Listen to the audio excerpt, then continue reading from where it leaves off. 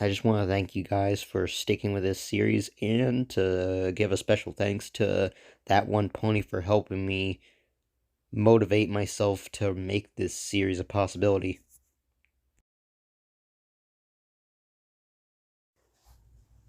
Welcome to part 2 of Liminal Maze.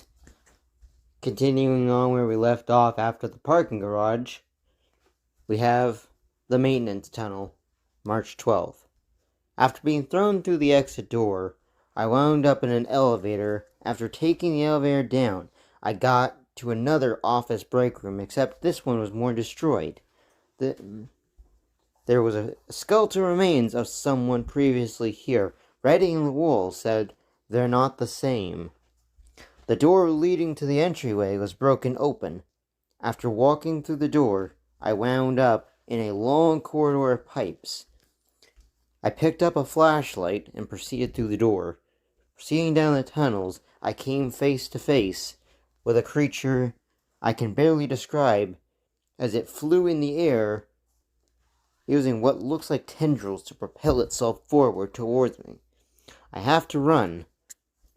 I turned around and ran as fast as I could. Eventually, I managed to lose it, going through door after door. Eventually, I found a door leading to the exit. I managed to escape, but I don't know if the next person is going to be able to, whoever else ends up here.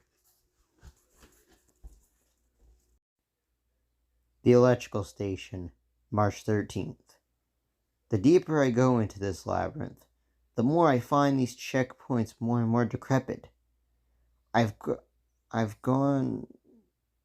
going to walk through the door.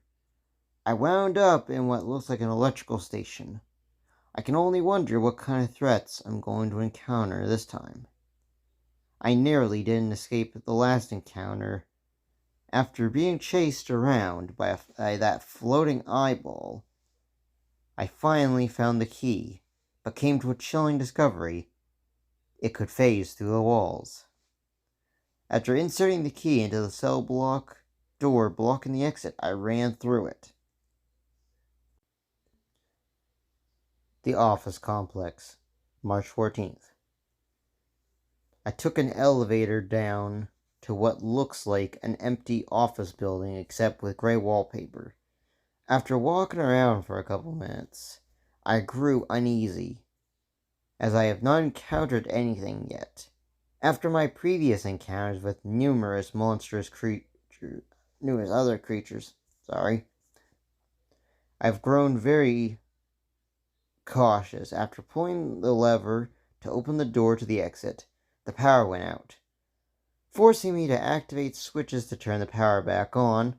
I could hear screaming from the distance. When I came face to face with a short creature, only for some reason it didn't see me, even though it was staring right at me, which meant it might be short-sighted. But I couldn't worry about that right now. I needed to find a replacement battery for the door. So after searching around, I found one behind a hidden wall in the windows. After putting it in, I had to wait a couple of moments for the power to come back on. I walked down the hallway past the door, leading down a stone concrete hallway towards what looks like an elevator that belongs to a hotel.